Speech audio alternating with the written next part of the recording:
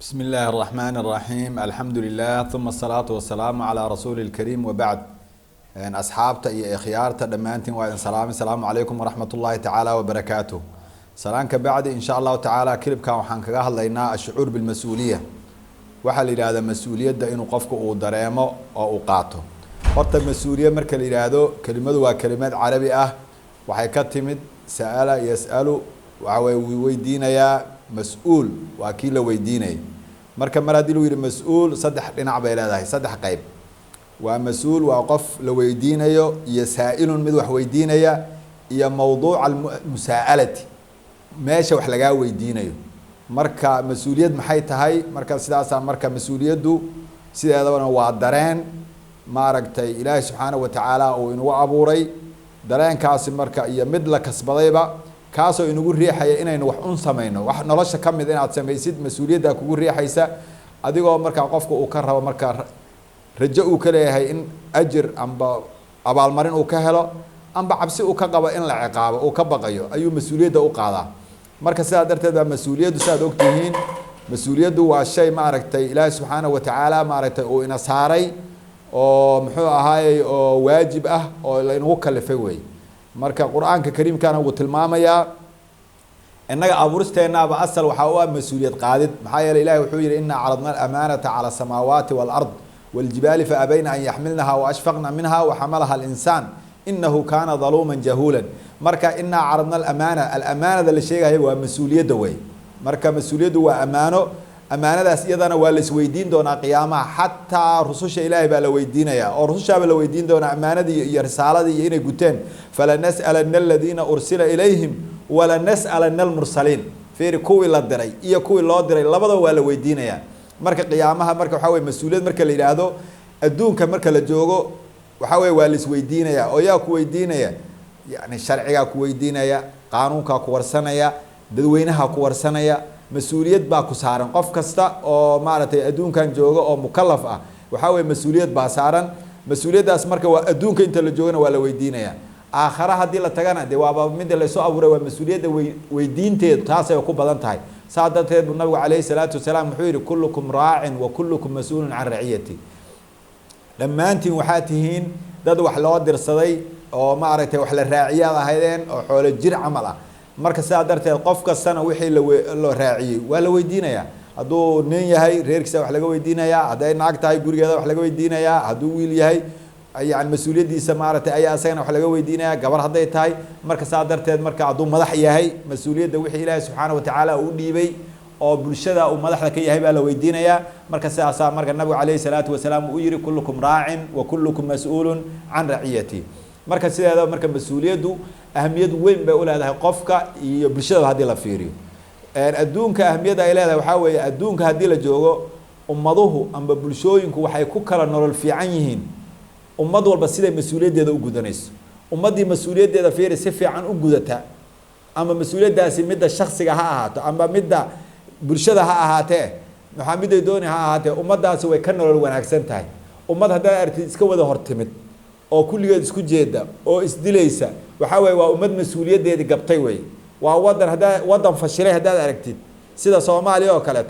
waa wadan ummadiisi mas'uuliyadiisa ay ku fashileen way marka sidaa darteed waa mas'uuliyadii yaa lagu fashilmay marka sidaa darteed waxa way mas'uuliyaduna waxay u qaybsantaa laba qaybood mas'uuliyad fardiya iyo mas'uuliyad jamaaciya mas'uuliyad fardiya marka lagu leeyahay waa mas'uuliyadda qof walba si gaar ah asaga naftiisa u saaran oo waxa way asaga la weydiinaya qofka kale lama weydiinayo wala taziru waziratun wizra ukhra abu ilaahi subhanahu wa ta'ala yiri middan bawday dambigeeda yaani wazira waa middan bawday dambigeeda wizra ukhra ma qaadayso oo macna lama weydiinayo marka saa darteed mas'uuliyadu marka waxa way mas'uuliyad fardiya la dhahaa marka saa darteed baa wadaagtiin oo nabiga kaleey salaatu wasalaam maalin waa ki laba nin oo muhaajiriin ayuu ansaar ayuu walaalay nin la dhigi Salman al-Farisi iyo Abu Darda Abu Darda baa markasta islaam markuu yimaado oo ninka la yiraahdo Salman al-Farisi gurigiisa Salman al-Farisi ayaa wuxuu ahaa muhaajir Abu Dardana wuxuu ahaa nin oo reer ansaar ahaa marka waa la walaalay ninkan Salman al-Farisi wuxuu u imaanayaa islaantii Abu Darda ayadoo iska rafa oo iska duruufaysan oo kan ugu weydiiya ninkaasi adduunyadan kama leh maalintii dambe u yeeray oo walaalkiis buu ahaa islaamnimada lagu walaalay uu u yeeray markaas wuxuu ku yiri ina lirabbika calayka xaqan war nin yahow rabbigaa xaq buu kugu leeyahay walinafsika calayka xaq naftaadana xaq bay ku leedahay waliahlika calayka xaq yani ehelkaaguna xaq buu kugu leeyahay facdi kula dii xaqin xaqa war mid walba xaqiisa sii markaasaa nabiga loo sheegay arrintii nabigu wuxuu yihi sadaqa salmaan run buu sheegay marka waxaa weeye marka waa mas-uuliya fardiya oo qofka ka saaran tujaaha alaakhariin kuwa kale si kale haddaan u dhigno mas-uuliyaddu waxaa weye waa waajibka wax loo yaqaan oo waajibkaasi muxuu yahay waa waajib oo xaq u ah ligayrika yani wax dadka kale waajibka ay kugu leeyihiin weeye mas-uuliyaddu oo inaad gudato lagaa rabo kaas ayaa waxaa la dhahaa mas-uuliyad marka saa darteed baa horta noloshu waaba xuquuq iyo waajibaad qof kastoo inaga mida waajibna wuu saaran yahay oo waajib baa korkiisa saaran oo inuu guto ay tahay xuquuqna wuu leeyahay marka waxaa weeye waajibka adiga ku saaran muxuu noqonayaa waajibkaas inaad gudato waa xuquuq lagugu leeyahay sidaa darteed ba marka waxaan dhihi karaa marka waa xaqaas isaga ah qof walba marka wuxuu noqon karaa xagga diintaada xaq baa kaa saaran waajib baa kaa saaran wadankaaga waajib baa kaa saaran bulshadaada waajib baa kaa saaran bashariyado dhan waajib baa kaa saaran marka way badan tahay waajibaadka ku saaran ee xuquuqda lagugu leeyahay aad bay u tira badan tahay sidaa darteed baa markaad gudanayso mas-uuliyadda iyada waxaa la dhahi karaa waa mas-uuliya shaksiya waa mas-uuliya fardiya waxaa jirta mas-uuliya jamaaciya waxa la dhaho mas-uuliya jamaaciya waa maxay waa si guud jamaacada guud ee muslimiinta amba bini aadanka ayay si ayay u saaran tahay ilaahay wuxuu yidhi waltakum minkum ummatun yadcuuna ila alkhayr fiiri ha la idinka helaaliyo group jamaaco oo yadcuuna ila alkhayr waa waxaan u naqaano inagu yani shareecada islaamka amba fiqiga islaamka waa waxa la yidhahda fardulkifaayaha wey fardulkifaayuhu waa mas-uuliya caama fardulkifaayaha iyo yaa ajir badan iyo yaa culays badan haddii la yidhaahdo waa dood badan baa ka taagan marka fardulkifaayuhu ma sahlana amba mas-uuliya jamaaciya marka waxaa la rabaa ummaddu inay gudato mas-uuliyadeeda jamaaciga inay iltizaamto oo ay siday tahay oga soo baxdo waa lagama maarmaan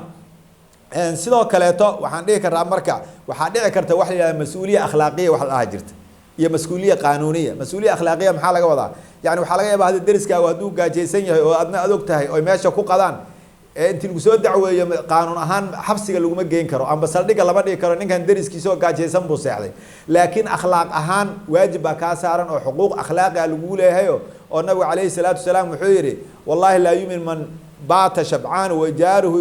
jaa'icun ilaa janbi wahuwa yaclam yani muusan rumaynin qof deriskiisa asagoo gaajaysan uu og yahay yani waxaa weye muusan rumayn macnaha waa akhlaaq ahaan wey waa mas-uuliya yani mas-uuliyad baa kaa saaran deriskaaga marka mas-uuliyaddu way ballaaran tahay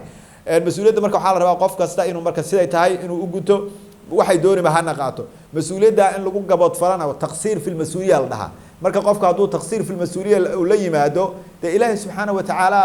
qiyaamaha wuu xisaabini adduunkana sharciga ee qaanuun hadduu meesha ka jirana waa la xisaabinaya haddii kaloo in xataa ka jirina bini aadamku ugu yaraan wuu xamanaya qofka oo waxaa laleeyahay qofkaasi waa bakayl qofkaasi waa qof xun qofkaasi waa kan leannu waa mas-uuliyaddii ayuu ka gaabiye wey waxaan kusoo gabagabeynayaa mas-uuliyadoo laga soo baxo faa'iidada iyo faa'iida daradeeda yani nabiga calayhi salaatu wasalaam markuu ka hadlaayey waxaan la yidhahda alamru bilmacruuf wannahyi cani lmunkar tusaale fiican bay u tahay nabigu wuxuu yihi waxay la micno yihiin ka mathali qaa'im fii xuduud illah yani qofka ilaahay jidkiisa ku taagan iyo kaan ku taagnayn waxay la micno yihiin qolo doon laba dabaqa intay u qori riteen qolo ay heshay qaybta u sarreysa qolona ay heshay qaybta u hooseysa markaasaa markii qoladii kor deganayd qoladii hoosaa waxay dhaheen haddii intaan dhibi lahayn qoladan kor degan oon kor kasoo maaragtay aan mar walba oon biyo rabna aan kor u bixi lahayn wardoonta mi qaybtaan hoose ee aan ka deganahay ma intaan bujinno maan biyahan hoos yani aan ka furanno marka sidaa darteed baa marka haddii marka qoladii kore mas-uuliyad marka maxay ka saaran tahay inay qoladan ka celiyaan haddii qoladii kore ay dhahaan meeshoodii waa iska dhaafa hadday dhahaan maxaa ku dhacaya doonti biyihii baa soo gelaya kabacdi way isla halaagsamayaan laakiin hadday intay soo baxaan gacanta ay qabtaan oo maaragtay ay sidaa darteed ay u dhahaan yani ay dhahaan ka jooga waxaan najow wa najow jamiican dhammaan dadkii way badbaadayaan marka waxaa weye annaga haddaynu ummadda soomaaliyeed nahay mas-uuliya fardiya waxay dooniba ha noqotee waxaa weye mas-uuliya jamaaciya ayaa waxay tahay midda aad iyo aad aan oga liidano taasi marka waa mas-uuliyadda dadka madaxda ah waa mas-uuliyadda dadka waxgarka ah waa mas-uuliyadda dadka ganacsatada ah waa mas-uuliyadda dadka oo dhan saaran ee jamaaciga waa mas-uuliyadda xagga bulshada inaga saaran iyo horumarkeeda iyo maaragtay inuu qof walba u istaago bulshada meesha uu kaga jiro mas-uuliyaddeeda inuu guto maxaa yeeley waa ammaano ammaanadana qiyaamaha waa laisweydiin doonaa kullukum raacin wa kullukum mas-uulun can raciyatihi ilaahi subxaana watacaala waxaan weydiisanaynaa inuu nagu caawiyo oo nagu kaalmeeyo gudashada mas-uuliyaadka uuna saaray oo muxuu ahaay uuna naga aqbalo هذا وبالله التوفيق. آدي آد بعد محسنتين، والسلام عليكم ورحمة الله تعالى وبركاته.